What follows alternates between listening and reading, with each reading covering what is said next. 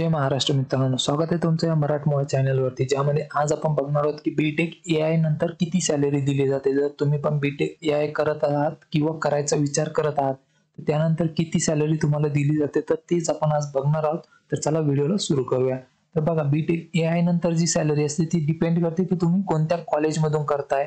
जे कॉलेज आहे ते जर चांगलं असेल तर जास्ती पॅकेज मिळेल, किंवा स्पेशलायझेशन असेल, किंवा स्किल कसं आहे तुमचं, एक्सपिरियन्स किती तुमच्याकडे, यानुसार पण तुमचं पॅकेज कमी जास्ती होत असतं. पण जर एक ॲव्हरेज जर पॅकेज काढलं तर ते असतं 5 लाखांपासून 9 लाखांपर्यंतचं पॅकेज तुम्हाला मिळून जातं पर इयरसाठी. एक ॲव्हरेज पॅकेज काढलेलं आहे. त्यापैकी तुम्हाला टॉप कंपनीजमध्ये जर गेलं, समजा गुगल आहे, मायक्रोसॉफ्ट आहे, अमेझॉन आहे, Flipkart, IBM, TCS, Wipro, Infosys या कंपन्यामध्ये जर तुम्ही गेला तर तिथे तुम्हाला चांगलं पॅकेज दिलं जातं.